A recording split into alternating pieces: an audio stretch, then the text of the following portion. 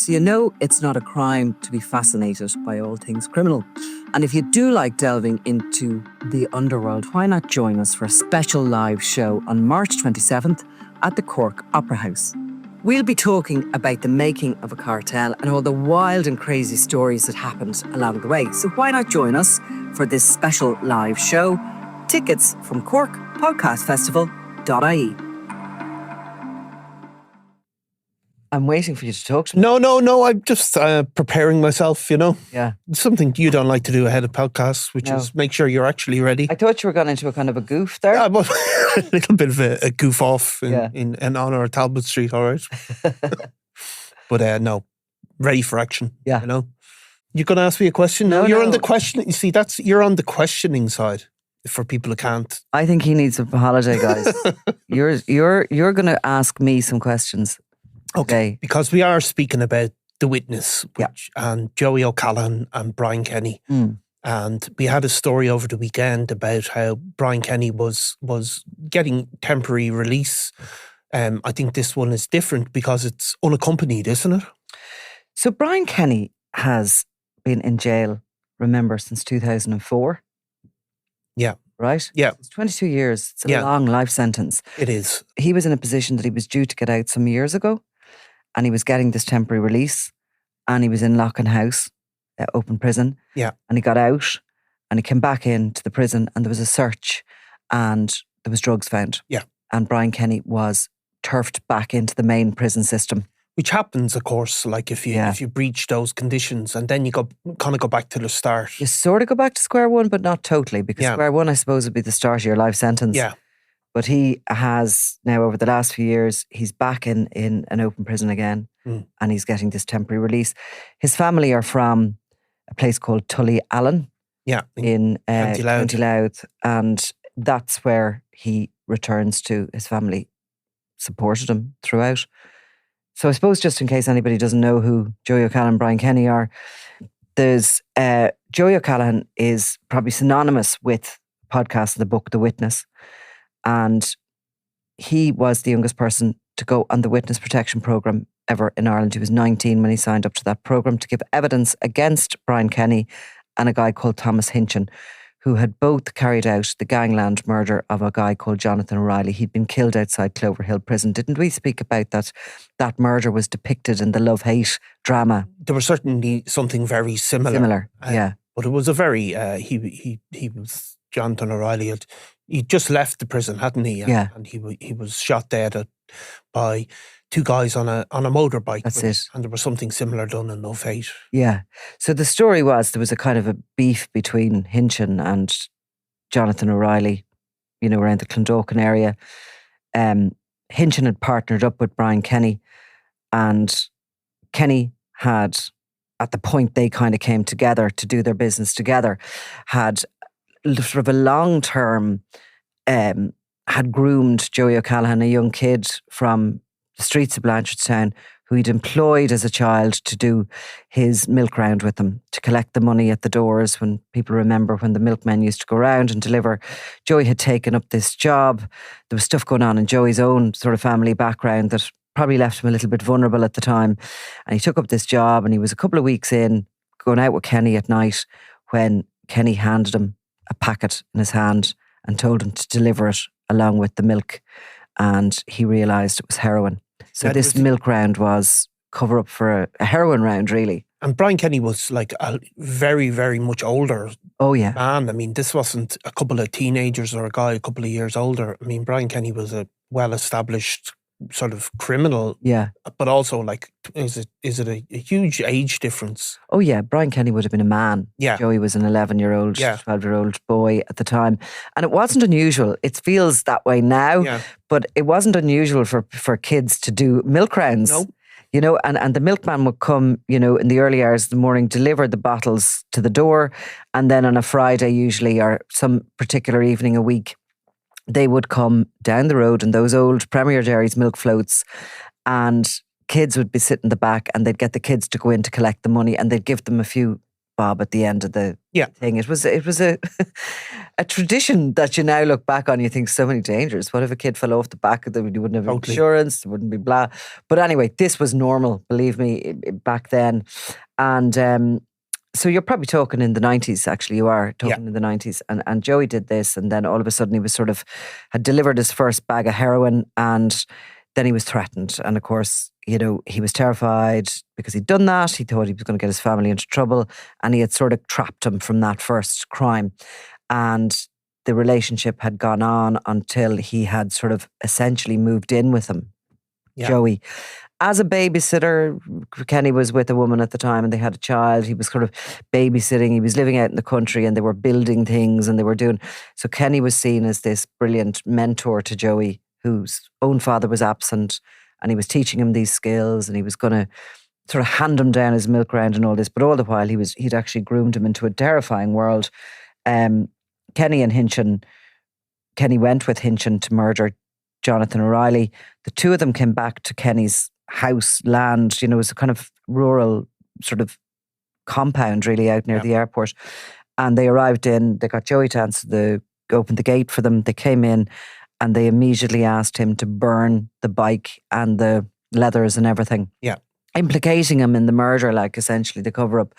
And he did some of that, and they also handed him the gun they'd used, and he had to bury that in a field, get rid of it. But he kind of in the weeks after that happened, he escaped. He went back to his mother. They went to the police and he signed up to witness protection, and he gives evidence against the two of them in court. And it was one of the first, it wasn't the first, but it was one of the first people to do that, really, wasn't it? And he was certainly the youngest, and it was... He was the youngest, but he was also successful because his testimony was believed. And also because he wasn't, he wasn't as heavily implicated as in criminality as some of the other people that had come forward, like some of the people involved with John Gilligan.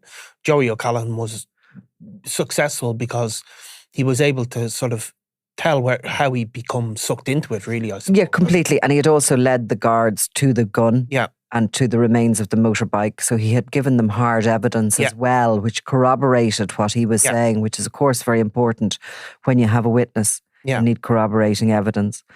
And he was believed, and he was signed off this program, which is what happens when you're a state witness.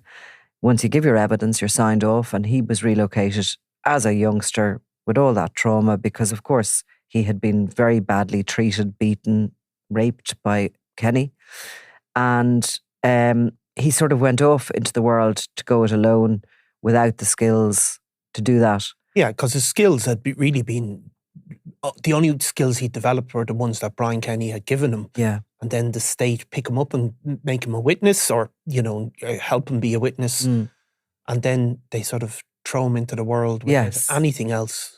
And at that point, he was heavily reliant on drugs. He'd been given cocaine by Kenny since he was 12, 13. He used to give him that to send him out to deal in Ballymun Towers, to give him the courage to go into the towers to deal. But he also, I suppose to dull everything that had happened, he was taking a lot of drugs, and he ends up anyway after a couple of years of struggling having a sort of a mental breakdown. And his mother goes and collects him, brings him home against all the rules. And she gets him better, and he goes out again. He tries to kind of keep himself going again. There's a pattern that he just keeps having these breakdowns until eventually the state agree to pay for him to go to the Priory, where he is diagnosed with having post-traumatic stress disorder, like somebody who's been to war. Yeah. And it's because of the treatment Kenny has given him. And he's a year in the Priory residential, working on his mental health, and has been pretty much well ever since then. But well in that he knows how to help himself. He is on a lot of medication for his anxieties and things like that. But he's been getting on good. Yeah. And of course, there's always this spectre. While he's been trying to get well over all those years, Kenny has been serving his time, as has Hinchin. And you're at a stage now that I suppose Joey has a life, but they're coming out.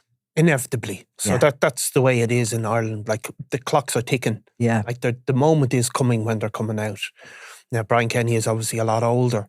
And Thomas Hinchin, I think. But Kenny is still only in his 50s. He's a young enough man, like, you know, and he's a very sinister character. Very sinister. He's like not, you know, there's a lot of sinister characters operating in that world. There's no doubt. There's a lot of violent characters. But there's an edge to him that's different to anything I've ever come across. It wasn't the natural route for him to do what he did. No. His father was in the army. They were middle class, pretty much working people, and they had no connections. And he found a way into heroin dealing. And created that business, that cover for the milk floats. And we've thought about this sometimes. There are obviously guys that are maybe born into families, and by the time they're 18 or 19, this is the only world they know, and they go on to become involved in gangland crime. And that's probably the majority of them. But there's also these other strange characters who almost seek out that world. Yeah. And they tend to be quite sociopathic, really. Yeah. I mean, another example of that would be Dutchy Holland, for example, and some of these guys only become involved in crime slightly later in life. And it's like they go to every route to become involved in this world. I mean, Dutchy Holland was the same. He came from quite a respectable background and somehow sought this out. And Brian Kenny, you know, is of that type, and they tend to really be sociopaths who that's the only way they can really live the way they want to live is in the criminal underworld, you know? And like, he's also he's a predator in many ways. So he is, you've got lots of guys out there involved, and usually guys, by the way, out there involved in building up drug businesses for themselves, whatever. They don't go out and take a child and groom a child and bring a child into their world and use sexual abuse then to control them and to rape them, and he's all these mixed up kind of... Well, it's all a thing about power, isn't it? Like it's weird. Yeah, expressing power over He used to get, like when Joey was a kid, like a teenager, he used to bring him out and buy him clothes that were exactly the same as his clothes. Yeah. And they'd be going around matching clothes. Yeah. Weird, Yeah, it's a weird controlling thing. It's a sort of narcissistic sort of personality aspect that, like, obviously some criminals have this, but there are other people that are, you know, involved in crime that are good to their kids and good to their wives and all. But Brian Kenny, just a totally different character. Dark character. And of course, when he was initially convicted of that, you know, of dealing heroin along with 3 others, one of them included his own father. Yeah. And the family at that point, after the conviction, I think it was pretty shameful for them. Yeah. The father had been in the army. He was either discharged or he left. And they moved from a very nice house in Dublin to this village called Tullyallen in County Louth. And that's where they have lived ever since. But throughout the time that even Joey was with and in the control of Brian Kenny, they would regularly go up to the family home and visit, and the support there. Of course, the family may not believe Brian Kenny did what Joey has alleged he did.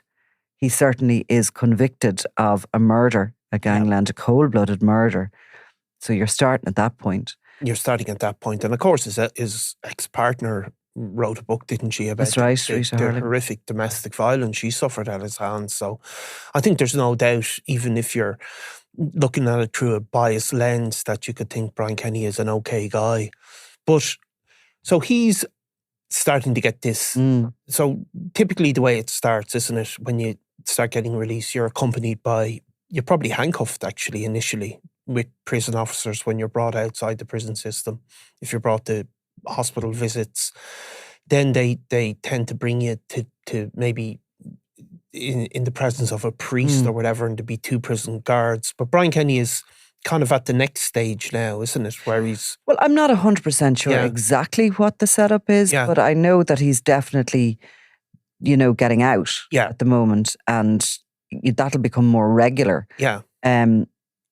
Are you saying is he allowed out on his own to come back on his own? I'm not sure he's at that stage. Maybe he is. Yeah. Or is he just visiting? One way or another, the information is 100% that he's getting out. Yeah. So I don't know exactly whether he's accompanied or he isn't, but that will become, whether or not he's at that stage, he will get to that stage that he's expected to be trusted enough to come back himself. And then ultimately he will go back to the parole board and eventually they will give him, there's nothing surer. No, it's exactly, the clock is ticking. So where is Joey in the middle of all this? Because obviously he's built a life for himself with the podcast, The Witness. He's become, he's reclaimed his narrative, as they say. Yeah. He's become somebody who people really identified with when they heard his voice and his story. So he's in a very different position than he was when Brian Kenny was convicted. However, speaking this weekend to Crime World, he also described how that doesn't give him that constant feeling of being protected or that he's safe. So he's kind of in this sort of half clear of it and half not clear of it. Is that fair to say? Yeah, it's like, you see, it's extra complex. So anybody who has put away two people for life from their evidence, it's not rocket science to suggest, and Joey Callahan has received a number of Garda information messages. Whenever Brian Kenny is due for release, he receives a GIM form, which is an official notification that his life is under threat. Yeah. So that's a fact, that everybody knows that his life is under threat from Brian Kenny. Yeah. Because the rest of the people at the streets don't want to kill Joey O'Callaghan. Brian Kenny will want to get even. Yeah. And I think that's, a guarantee. So, and he knows that probably from Hinchin as well. Yeah. That the two of them will hold a grudge against him for the rest of their days. But the problem is with the Kenny thing, with the Brian Kenny thing, because he was groomed into his world as a child, because he was sexually assaulted, because he was beaten and so psychologically damaged by him, he's all that extra layer of fear, of worry. And he's in a position that he needs to currently move from, I don't want to go into too much of this, but he's in a position that he needs to relocate just at the moment. And he needs a little bit of help doing that. And he's obviously not getting it. As usual, it's always a battle. It's always a struggle. Politicians will, when it suits them, thank him and thank him for what he did for his service to sort of Ireland and to justice and everything, and tell him anytime he needs help to come. But of course, as many people experience with politicians, when you do need help and you go and you're not knocking on the door, you're not looking for help every hand's turn, but when you really need it, sometimes they don't. No, I mean, words come through with their words. No, words are one thing and resources are a totally other matter. Yeah. And of course it's not just about treating Joey well as a person, which of course he deserves to be treated that way, but we also have to look at how we treat people who do what he did, who become state witnesses, because we will need state witnesses in the future. If you look at some of the difficulties in putting people like the top end of the Callahan cartel behind bars, these are people who are never going to be in the presence of drugs or guns. Yeah. So there's only really two ways to get them. One of them is digital communication and the other is people. Mm-hmm. And if you don't treat somebody like Joey well, how are you going to convince the next person that they're going to be looked after when we need them to come forward? And of course, we do ask people to come forward all the time. All the time. And you need a little bit of aftercare with it. And I mean, it's not an enormous thing that he needs at the moment. And I will keep pushing in the background. As I say, I can't really talk about it totally loosely here for security reasons for him, but it's just a small thing that's needed at the moment. And the thing about Joey is, and I've known him for so long now, like he's a good friend of mine. Yeah. Joey doesn't come looking for anything. He doesn't like asking for anything. Yeah. He's a good guy. He's very independent. He works. He earns a living. Yeah. He pays his taxes. He does everything that everyone else does. And very independent and very good at looking after himself and realising that he's the first level of security. He's not somebody who's on the phone every hand's turned to. No. When he looks for something, he needs help. Yeah. And this idea that Kenny is being released is really messing with his head. Yeah. And I think we can all understand that when we realise that there's that extra layer of psychological fear. Kenny comes to him at night in his nightmares because of what happened to him as a child. And don't just get over that, you know. And he did speak about some of that to us over the weekend, Joey did, just about the, you know, the long-term effects even of being on medication for so long. He spoke, I think, about getting arthritis and, you know, just that there's this kind of constant knock-on effect in his life. It's not just that it's in the past. It's not something that can be just relegated and said that's in the past. Exactly. It's funny, people think about witness protection and you probably have this idea that somebody, you know, goes through the stress, gives evidence, mafioso or something. And if you were seeing it in a movie, the last scene would probably be somebody sitting on a beach sipping a cocktail. You know what I mean? Yeah. It ain't like that at all. No. It's a life sentence in a way itself. It is. Yeah. Not in a way. It is a life sentence in itself. To have to live for the rest of your life looking over your shoulder. The break that Joey should have been able to enjoy when they were in jail and when they had their life sentence stretched out ahead of them. He was suffering so badly trying to get well during those years that he didn't have any break. No. And then when he's got as well as he can get, you know, and this is the time for him to have a little bit of peace. Yeah. It's all coming back because they're about to get out, you know. Now, by the way, sorry, in the meantime, and things are going well for him as well, by the way. You know, it's not all negative. This is a big issue and I'd like to think that there can be some... Yeah, because of course his whole life is about to be made a film. So this is a contradiction of him, isn't it? Contradiction. So where at one stage he's maybe re-experiencing the trauma of all this and Brian Kenny is getting released and all of that is being brought up. In another way, like he's become like almost an icon and, you know, his story has been so strong it's going to be given the Hollywood treatment. Yeah, exactly. So that's all happening in the background, that there's, you know, Kenny in a way is going to come out to find himself depicted on the big screen.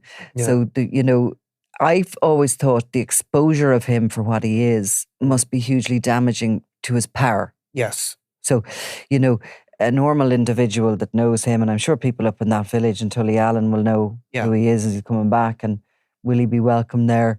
He's a very iconic character himself, Brian Kenny. And that takes the power from somebody. It really does. In many ways. And look, you know, these guys, they and we know this well, they often don't mind being predicted as big, bad, dangerous drug dealers. Yeah. But Brian Kenny is not just being depicted as that. He's also being predicted as a sinister child abuser. Yeah. Yes. And that is the bit that will be a much bigger burden. That doesn't sit well with people in our world or in the underworld. No. Most people who, you know, are there, be they in prison or out there doing their thing, you know, they don't like that either. No. They have kids. No. They don't like this kind of, you know, predator coming in and doing that. There's a lot of people in that world dealing drugs, whatever they're doing, who are otherwise, you know... Yeah, I mean, they end up there by accident almost. They do, or by choice, but they are also people with morals and people with some kind of sense that you don't do that to a kid, you know, and there's something strange about him. But yeah, so he is going to find that. So that's all. So what is the story with the film? Do we have, is there release dates? Is there... The film is at an advanced stage. Yeah. And there's a script done and there's auditions and it's likely the filming will happen kind of this year. Right. Which means I don't understand that film world seems to take forever. That's well advanced, isn't it, when it comes to films? It is very well advanced. And I think once the filming starts, you're looking at probably the release the following year. So I would have say, I don't really know, but I would say next year, the film. Yeah. But the thing is about it, you know, whenever me and Joey sat down to do the book, The Witness, which was 2019, I think that came out. Right, okay. 2018. Even earlier, yeah. Yeah, it was maybe even earlier than that. It feels like. But, you know, there was this nervousness that he had, obviously, but that I had. I was sick putting it out because Joey was seen within his community as a rat.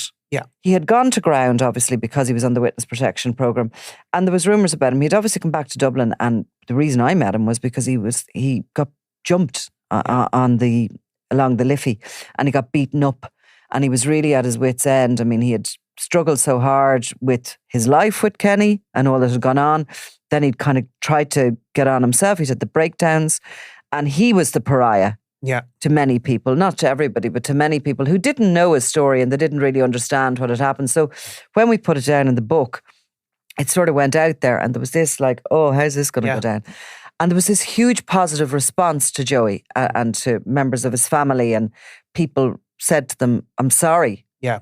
I didn't realise that's what happened and that's how it went off. Because it's part of probably all cultures in a way, but it's very much a part of Irish culture that, you know, an informer. Yeah. You know, that's so baked into our history. Like, I mean, you know, we don't have to go into the obvious reasons, but it really is far more part of our culture even than in the UK or other places like that. But it's always more complex, isn't it? And when you hear Joey's story, and I think, you know, the podcast as well is, you know, it's very emotive, isn't it? Yeah, well, it's his voice. Yeah. And, you know, having him tell it, I think people could see that he was very honest.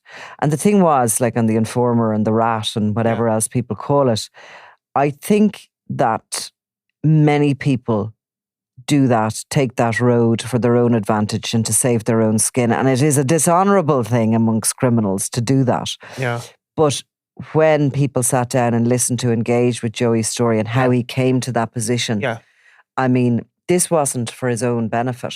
This wasn't something that he was going to go off and end up on a desert, you know, or rather the Caribbean with his cocktails.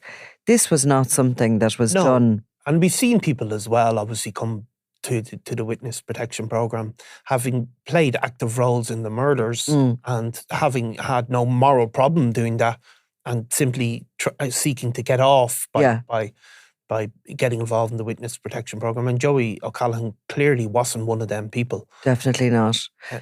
So, I mean, so there's a lot of good going on. And then there's this other issue in the background that I'm hoping that I will be able to help resolve a little bit, appeal to somebody who did promise they would help if help was needed. And it is an issue that you know, we've seen even in the Regency, a lot of guards have spoken, a lot of politicians have spoken, and, you know, they've asked for people to come forward, even in the case of the Kinahans. It's part of the reward that's offered. You're asking people to come forward. But, you know, Joey O'Callahan is an example where you have to say, if people do the right thing, then they have to be protected. And the state should show that they can do that and they will look after them, not just in the months that it's required for them to appear in court, but in the long term. I mean, that is a societal need. And maybe I should think about, you know, looking for help in this regard and getting people to back up this help that he needs. Yeah. I'll sort of maybe try again. And if I don't get anywhere, I might come back on this platform. Yeah. And we can talk about it again and I can see if I can get a bit of support from people. Because I have to say, of all the works, anything I've ever done, there has never been as much support for anybody I've ever, you know, gone near with journalism as there is for Joey O'Callahan. There's so many people out there who are wanting to help, and maybe there's something I can set up to sort of push it forward. Petition something, Yeah, push it forward. And it's not about, you know, an illogical wanting Brian Kenny to be locked up for the rest of his life. No. I mean, nobody thinks, not even Joey knows that that's just, unfortunately, he would, of course, love that, but it's not going to happen. So, I mean, we're logical here. So it's just something, small thing really, from the state to do. You see, the problem with the state and criminal justice, and, you know, sometimes we think very short term, but you do need a long term thinking when it comes to people like Joey, because they're hugely important. You know, and there is a societal need to look after them, not just in the short term, but in the long term. Definitely, definitely. And look, I mean, I could go on about the witness protection program and the problems in it for a long time, but I think one of the most important things that we could change is for those who go on it to be seen as individuals, and for there not to be this just one size fits all attitude to the aftercare, which doesn't exist. And by their nature, if they're witnesses in these sort of situations, they're coming with complex needs. Yeah. I mean, let's not pretend that they're not. No matter who has come before that into that system, it's been complex. I mean, for sure. because otherwise they wouldn't be in a position to be a witness at all. Yeah. Right. Well, we leave it at that, and maybe we might need to come back to it. But for the moment, that's the story with Joey O'Callahan. There we go. If you're a crimeworld.com subscriber, you've probably already binged on our latest exclusive podcast series, The Regency 10 Years On, from the hit that changed gangland forever. This 6-part anniversary special revisits that fateful day when David Byrne was shot dead at the Northside Hotel, igniting a bloody feud between the Callahan and Hutch gangs, one of the deadliest rivalries in Irish history. Here's a taste of the new series, exclusive to crimeworld.com subscribers. So that Friday was one of those really quiet days. I mean, we all knew that Daniel Callahan was in Dublin for the Clash of the Clans boxing weigh in. At least we knew he was due into Dublin the next day. That Clash of the Clans bout match had been heavily advertised. But the day itself there was just little going on. So there was very little happening that day. It's February. It's kind of a quiet enough time for news in general. And Alan Cherry and Ernie Leslie were on the road. They were at another story actually in Finglas. What was that, do you remember? Well, it was one of these classic sort of district court stories where a guy I think some teenagers had thrown stones at his car and he got out and slapped the teenager. Always great kind of human stories because some people feel sorry for the teenagers and some people don't. And so Alan had been out there, but the guy had moved on. He called out to his house to see if he wanted to talk. He'd moved on, he wasn't there. And we discussed going to the Regency earlier. And I said, look, just go along and see what happens, divert there. We obviously weren't expecting anything. And obviously that point of Alan being there would be the subject of conspiracy, but we'll get into that at a later point. For sure. So it was a case really that day of, one thing hadn't worked out, so go to the next. But also there was definitely a general sense of, if we could be there, just in case. Yes, and as you said, to see who was standing beside the Kinahans and who wasn't from that bigger organised crime group. So Alan and Ernie went out. I got a call. I think you got a call almost simultaneously, but I got a call from Alan. I'd spoken to him earlier on the day saying, see what happens. And he phoned me up and said, there's after being a shooting and I think we've got a picture. And I actually went, yeah, very funny. But of course, he stopped me and said, no, I'm serious. We're after, there's some guys come out with a gun, there's shots fired and there's total and utter chaos. And, our first thought is, get yourself safe. I have to admit, my second thought was, I hope they did get good pictures. But, you're still thinking they have to get safe. I mean, I know you probably got a similar call because Ernie and Alan obviously were in the same Jeep. And of course, Ernie's the guy taking the photographs, yes. So he's on the phone to me. So I actually had gone for a pizza for lunch and I had come back over to the office and the phone rings and it was Ernie. And I answered and he was panicked on the other end of the phone. This was real high octane stuff. And he's still trying to take photos. He's trying to tell me what's happened. He's told me he thinks he's got a good one of one of the shooters as they were running from the scene. He was trying to call up the photograph on the back of his camera. Yeah. Because it would have taken him a while to get it onto a screen, but he'd also sent it into the office. Yeah. You know what I mean? So he was kind of in the middle of doing a number of things. And as I was on the phone to him from memory, the photograph came into the office and we put it up on the big screen. And it was clear to see that this wasn't just one of the shooters as he suspected, but it was two. One of them was dressed as a woman. Which is, of course, there was also this confusing story about guards coming in with weapons, and obviously we know now that they weren't ERU guys, they were guys dressed as them.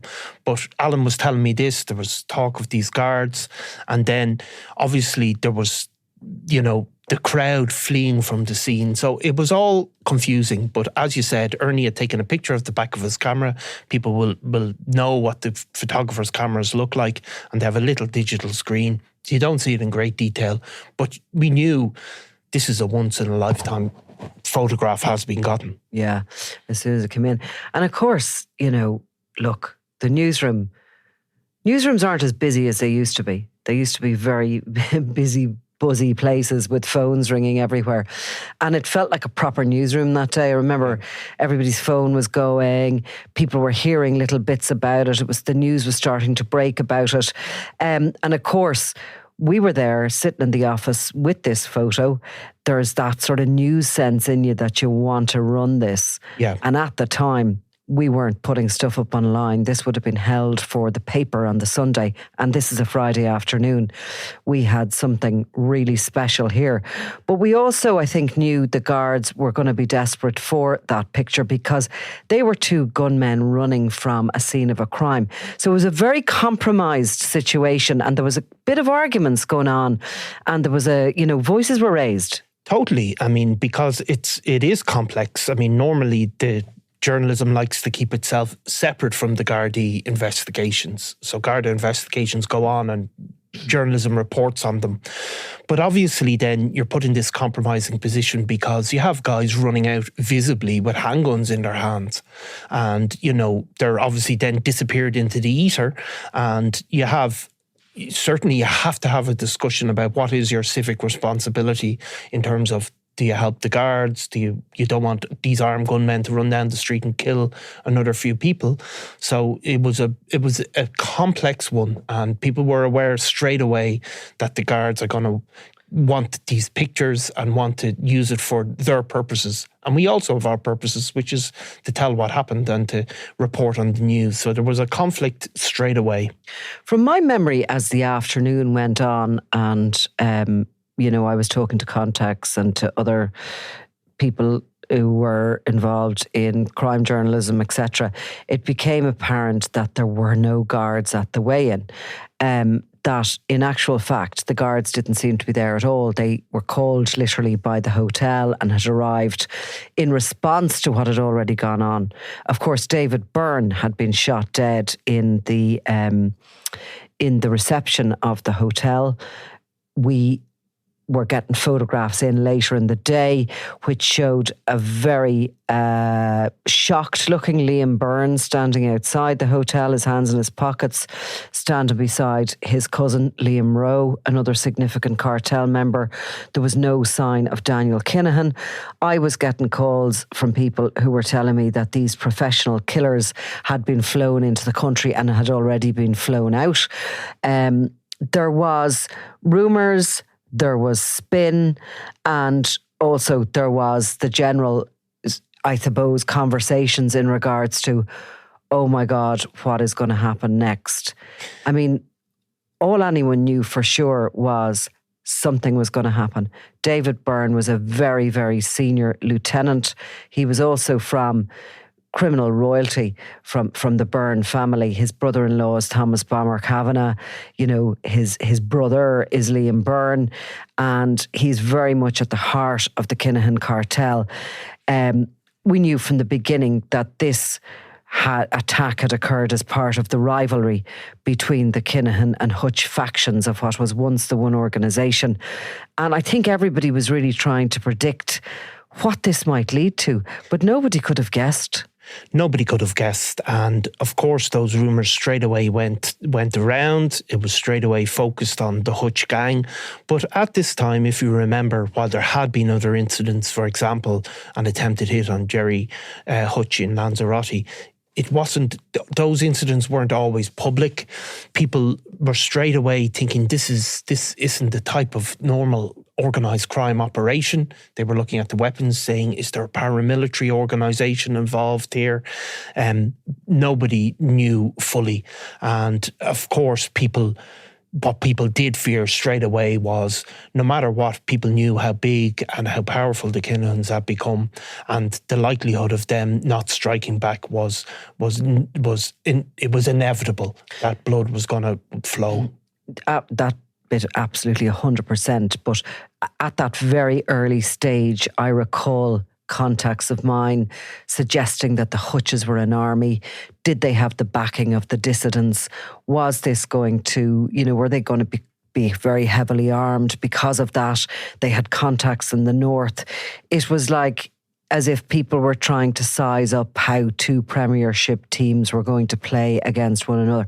That's what it felt like. You've been listening to an extract from the Regency, 10 years on from the hit that changed gangland forever. Visit crimeworld.com and subscribe to hear the full series now. And you'll also get exclusive access to our other podcast deep dives on the Dapper Don, Christy Kinahan, Thomas Bomber Kavanagh, and more.